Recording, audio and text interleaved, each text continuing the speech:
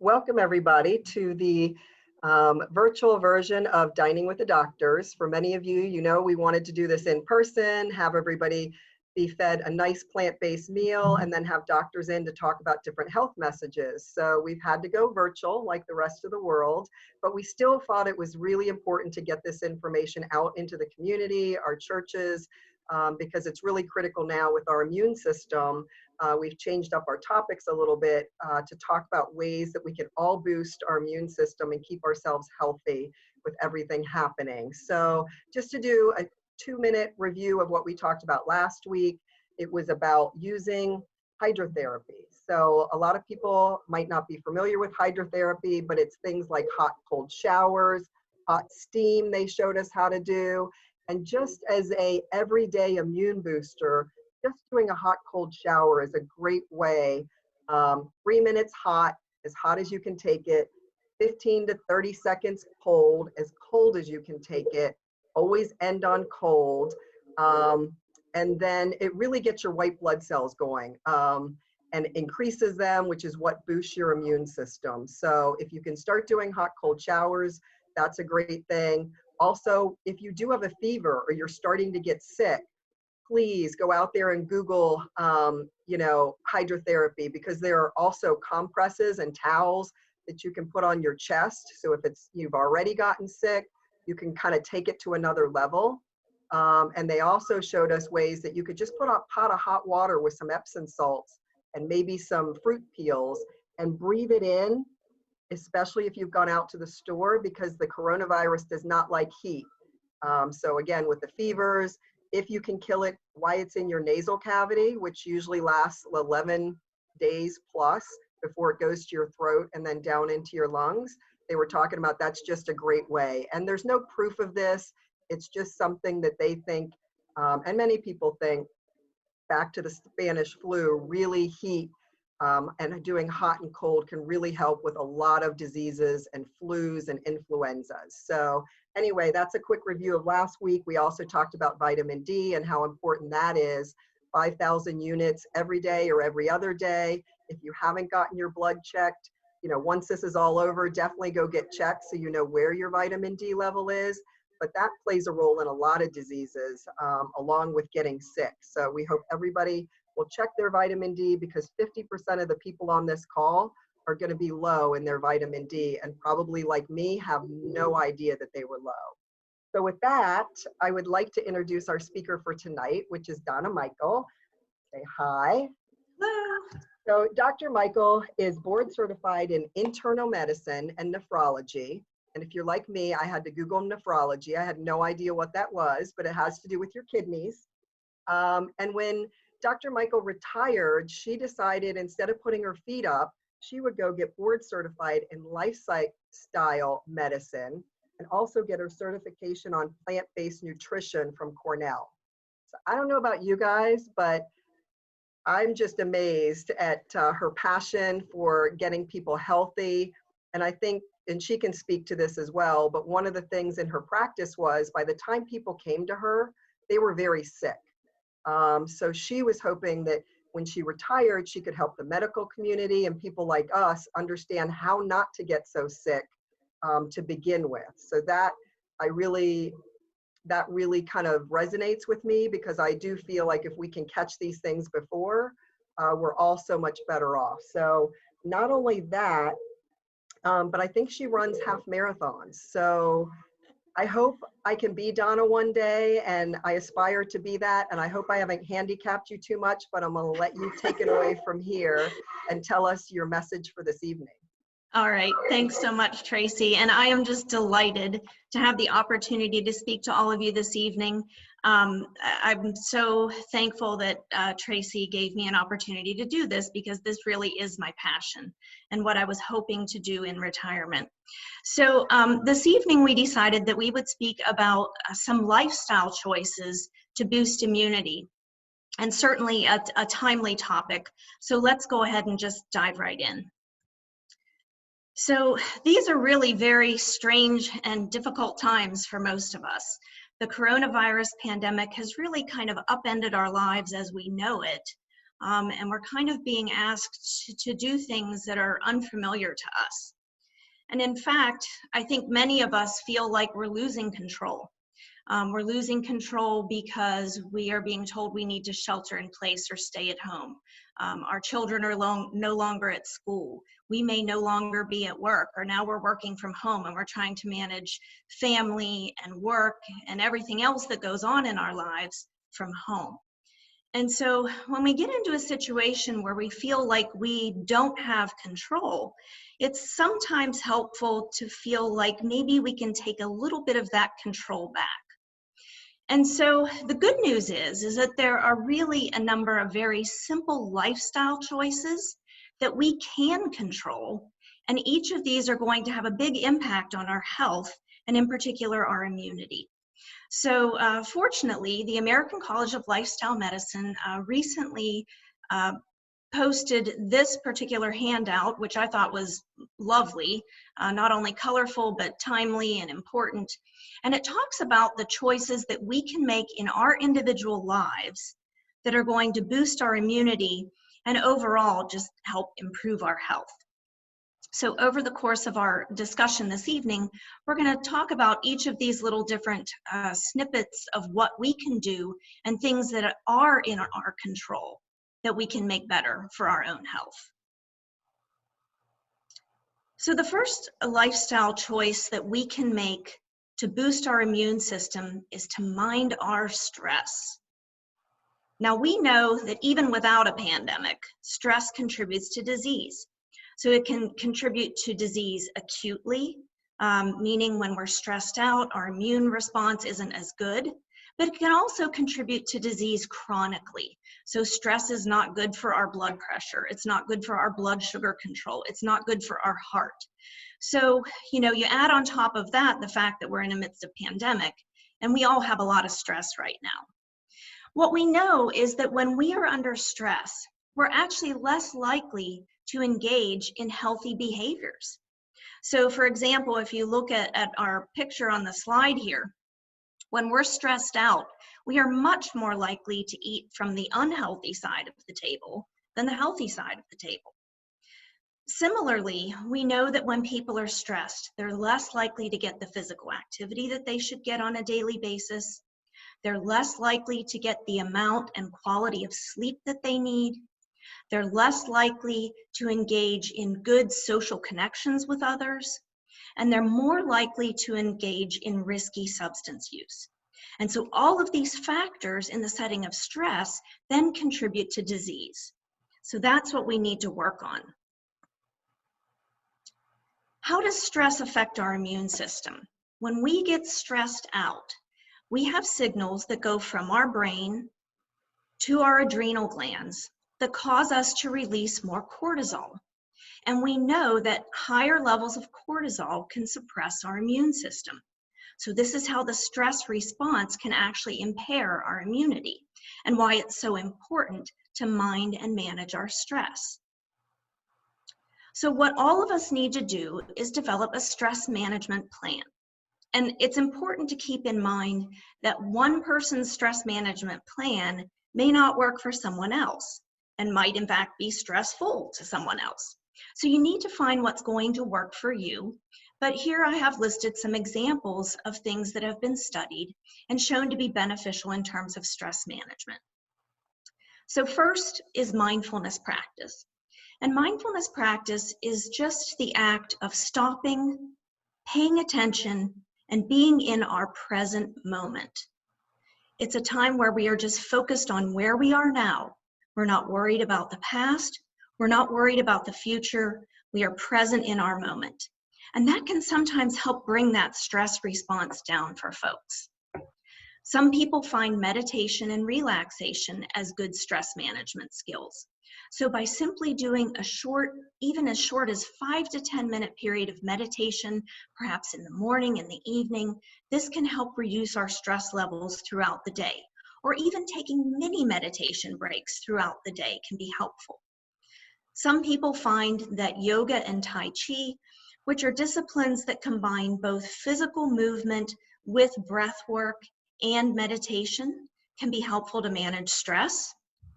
Many people find that expressive or creative pursuits help to manage their stress.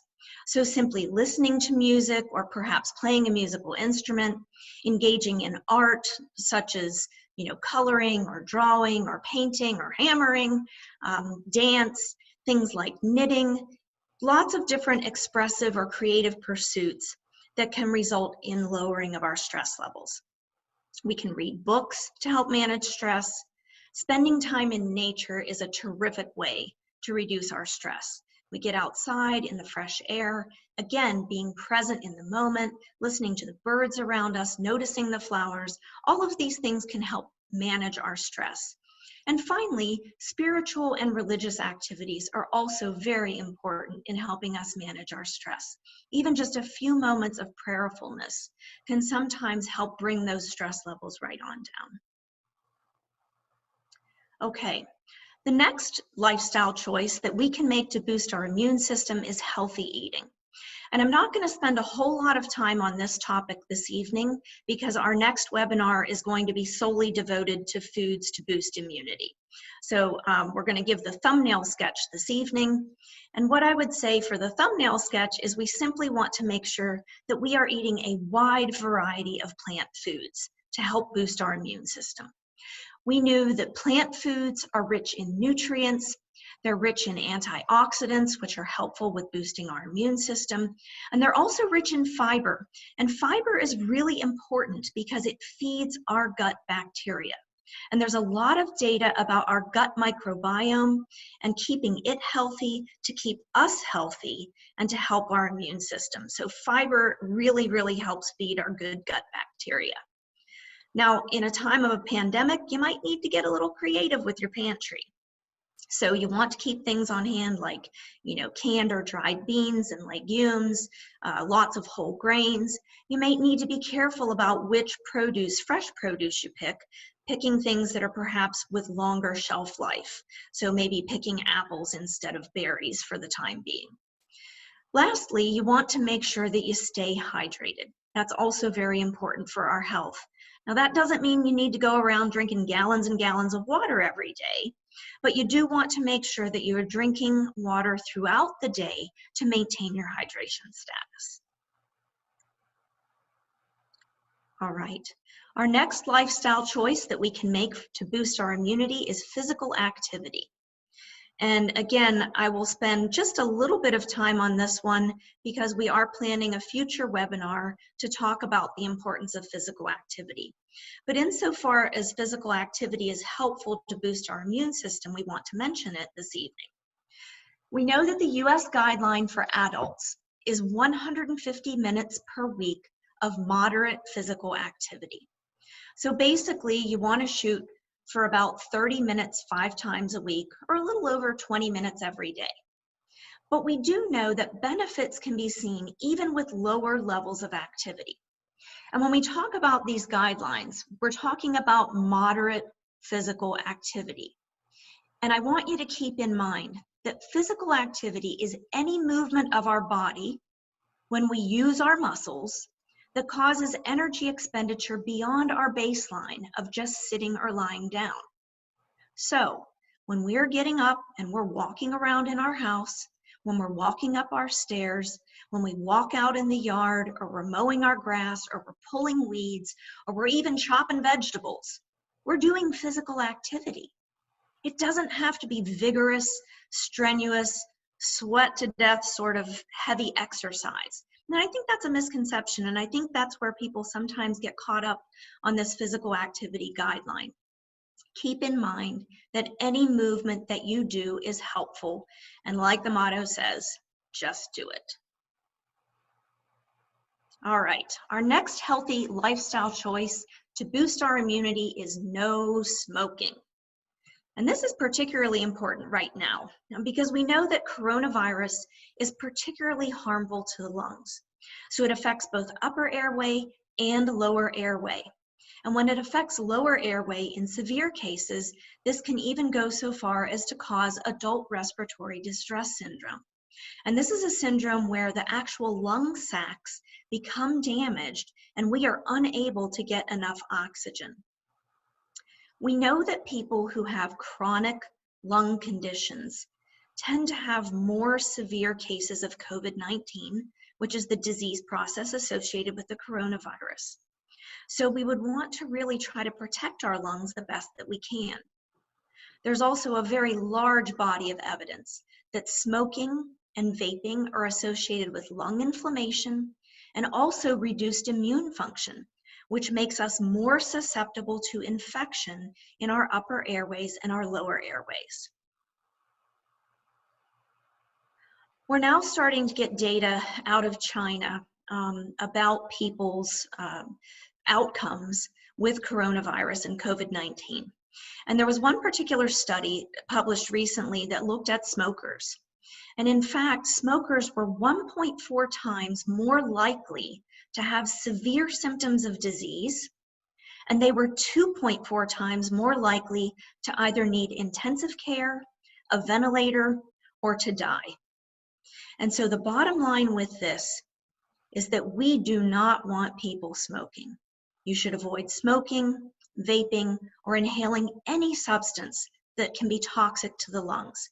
That will boost our immunity, and quite frankly, it will boost our health in general. Okay, our next lifestyle choice is quality sleep. And sleep is kind of an interesting topic in our culture because we live in a culture that perhaps thinks of sleep as wasted time, or maybe not being quite as productive because you're spending too many hours sleeping, or there's some sort of badge of honor or sign of strength that you can function on very little sleep. But in fact, we know that this is not healthy. The recommendation for adults is that we should be getting about 7 to 9 hours of sleep per night. Now, we know that there are some outliers. There are some people who actually need more sleep than that to do well, and there are some people who can get by with somewhat less. But we do know that it is not healthy for people to be getting less than 6 hours of sleep on a chronic basis. In addition to duration, we also know that healthy sleep quality is also important. So we need to make sure that we're not just lying in bed and tossing and turning for 7 to 9 hours every night. We need to get into not only light sleep, but the deeper phases of sleep, deep sleep and REM sleep, because it's during those times of sleep that we are actually restoring ourselves. While we're sleeping, we have lower cortisol levels right up until our morning spike of cortisol.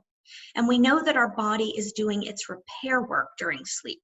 So getting good sleep quality and good sleep duration help our immune function, helps with our DNA repair, and helps with the body's restorative processes. So what are some of the changes that we can do to improve our sleep? Number one, we want to have a routine. And that may be difficult for some people. You know, we perhaps work a job during the week and then we alter our schedule completely on the weekends. But we know that that's probably not the most beneficial way to go about it. If you can, you want to avoid altering your wake and sleep times by more than about an hour on a day-to-day basis. You want to minimize bedroom noise and lights because that's going to impair your onset of sleep and your ability to remain sleeping. Now, this is a tough one. We want to avoid screen time for 60 to 90 minutes before bedtime.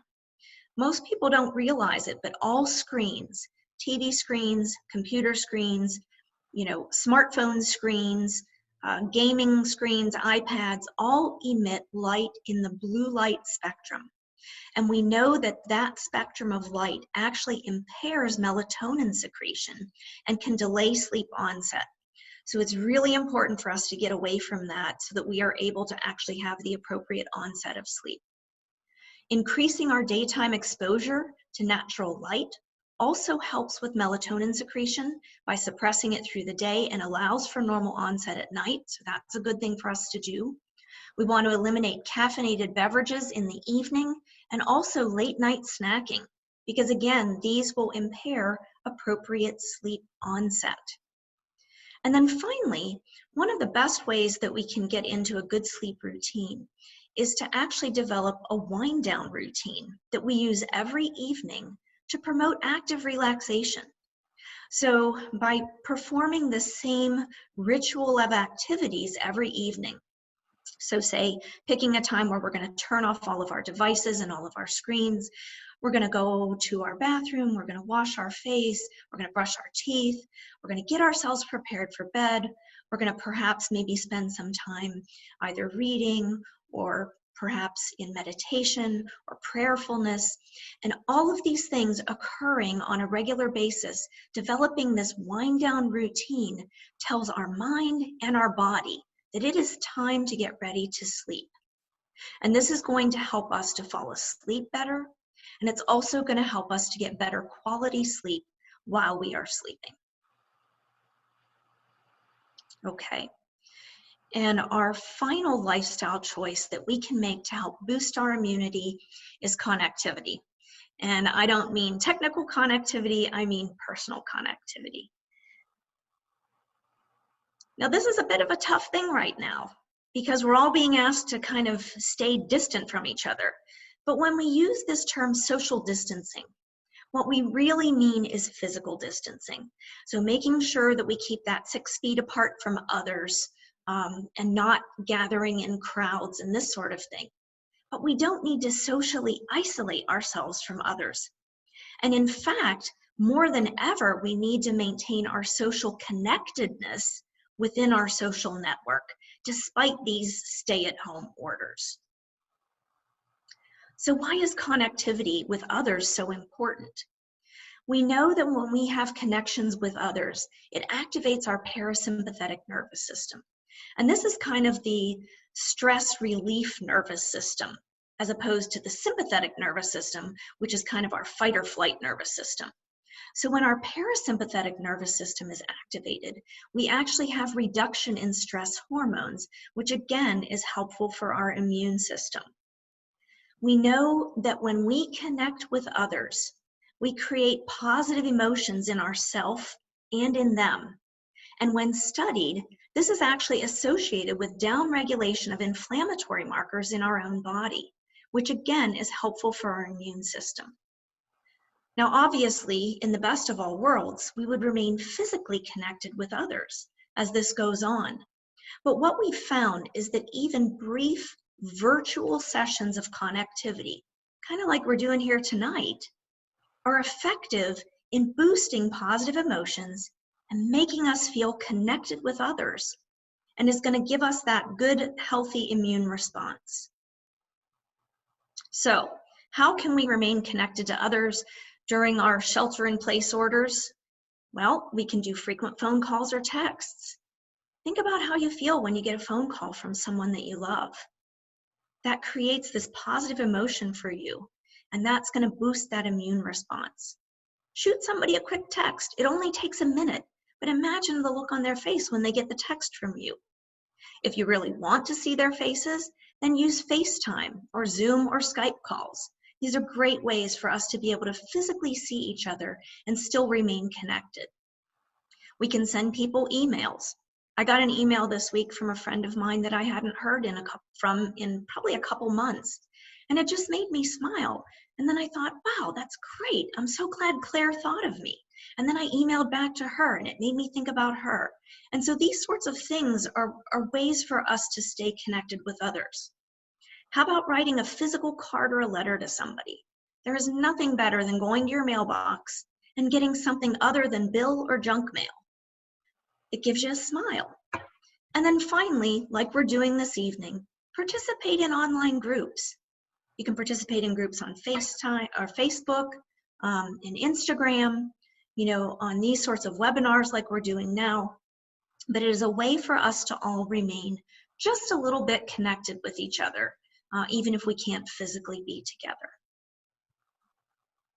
Okay, so in summary, like we've talked about tonight, there are a lot of choices that you do have control over.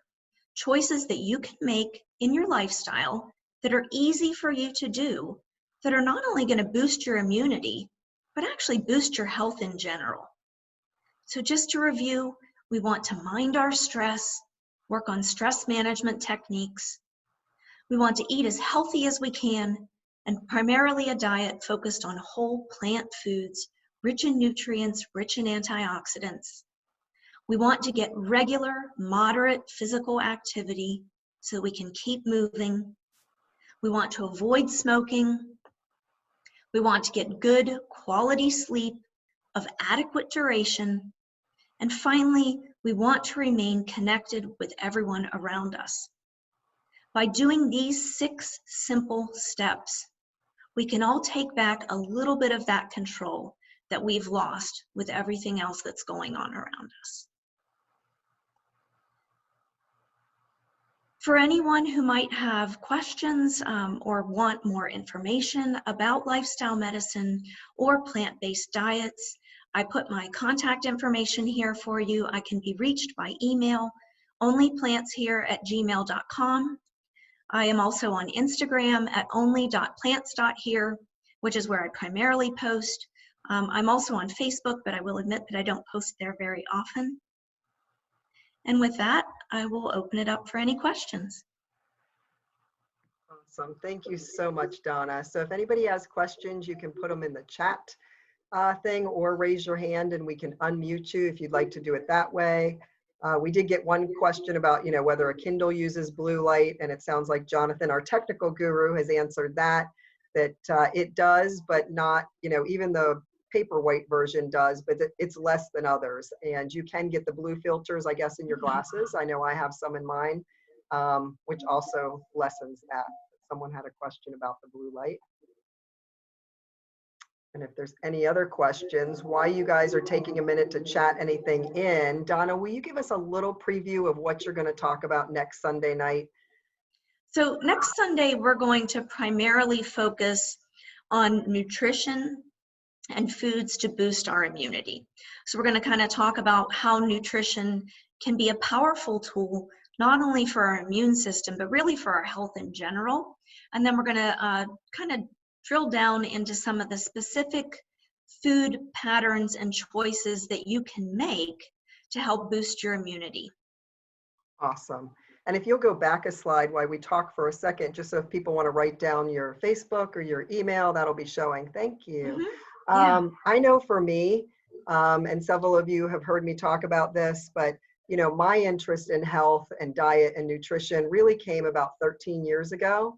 And I write in the tagline for Dining with the Doctors, health is our greatest wealth, because until you lose your health, you take it for granted. And I always took it for granted. I thought I was healthy. I thought I could eat whatever I wanted and it would never catch up with me. And I'm a bit of a sweet tooth. So back in my 20s and 30s, I'll say I had a bit of a sweet tooth. So fast forward, when I had my 3rd child 13 years ago, I literally had inflammation in my feet and hands. It was so bad, I was walking around on crutches. And I had my feet x-rayed. I was like, did I break my feet? And then the other foot swelled up, and then my hands started swelling up. And to make a very long story short, I finally had an internal medicine doctor put a few things together and diagnosed me with an autoimmune disease. And at that point, they said, just take this medicine the rest of your life and a low dose of prednisone, and it'll go away. Well, not go away, but it's the best you can do to manage this disease for the rest of your life.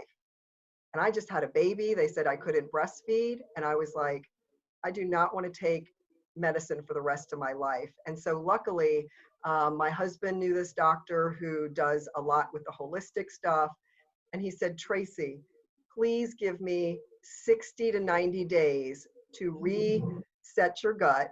And I don't think you need to take these medicines. And if I'm wrong, take all the medicine you want for the rest of your life, but just give me 60 to 90 days, do whatever I tell you. And I think you'll be able to continue breastfeeding your baby and not take this medicine.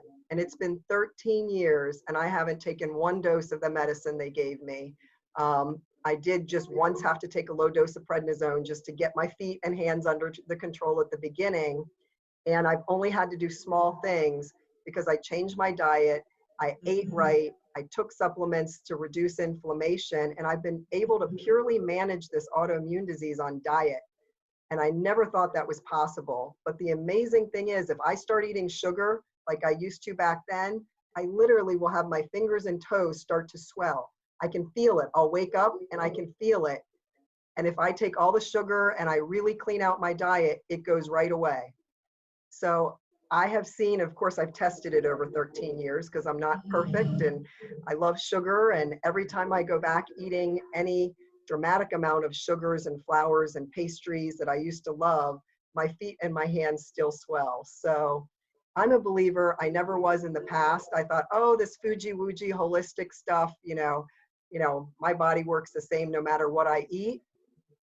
I'm a believer. So Donna, I can't wait to hear, what you have to say about this, because I think, again, it's something that I hope you don't have to get to where I was, where, you're in a crisis and can, just stay healthy every day.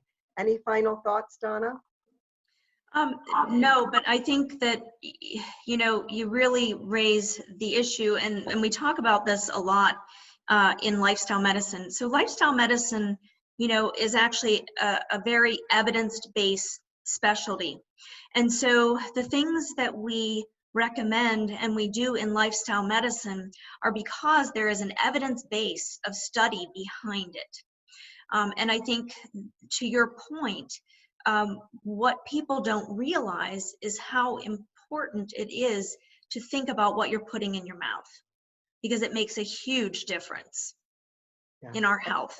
Yep. And what have you seen? I mean, with patients that you've put on plant-based diets yourself, because again, the results are amazing for people who do this. Yeah, and so again, as part of my lifestyle medicine certification, I had to write up some case studies of patients. But in my practice, because I had been doing this in my nephrology practice to some extent prior to my retirement, was counseling people about the use of diet to manage their health. And in fact, when people switch to plant-based diets, we tend to see a fair bit of weight loss. People tend to be able to reduce and or discontinue some of their blood pressure medications. Their diabetes is generally better controlled. For people who have heart disease, they often see improvement in their angina symptoms. And so there's a whole host of things that we know improve when we make these sorts of dietary changes. And this all will be discussed when we do finally get together for our first actual meeting. We'll talk about a lot of the data and the science behind the plant-based diets and our health. Awesome. And if you could give one tip of one or two foods, I'm kind of throwing this at you last minute, that people can incorporate into their diet, especially as they're trying not to get and boost their immune system, not get COVID. Are there a few things that you say are like a superfood? Well, so in general, I would just want people to eat more fruits and vegetables, period. So, because I think that's a tough thing. It's a tough sell, and we can dive into some next week. But what we want more is not people to choke down foods that they don't like just because it's a superfood, but really to overall increase the amounts of fruits and vegetables that you eat in your diet on a day-to-day basis. If you're doing that and you're picking the things that you enjoy and you're eating more of them, that is much better for you than saying, I know mushrooms are really good for you and they're really good for your immunity, but I hate mushrooms, so I'm only going to eat a quarter cup of them. No, go ahead and just eat cupfuls of those berries that you love. So I think, you have to couch the superfoods with the caution of the more fruits and vegetables that you will eat, if they're ones that you enjoy, by goodness, just go right ahead and enjoy them. I love that. Great advice. So I don't think we've had any other questions come in the chat box, but please be aware that every Sunday night, it's the same Zoom link. It's the same meeting ID. So forward it out to your friends, to your family. And as we get into next week, I'm excited to dive deeper into nutrition. I'm sure all of you know people who are struggling with their blood pressure, diabetes, heart disease. Please, please, please invite these people because again, not only are we going to do this over Zoom, but once we can congregate again, we're going to be feeding you plant-based meals, and we're going to be, showing you how to cook some of this food for those of you who want cooking classes, and diving in deeper to some of these thoughts. We're trying to keep these short, 30, 40 minutes, just to give you some tidbits. And if you have suggestions for topics, things you want to hear about, please let us know. You can email or text me as well, but we really appreciate everybody coming on tonight. Jonathan, you can stop the recording, and we hope you guys will have a great evening, and we'll see you next Sunday at 7. Thanks, everybody. Thank you.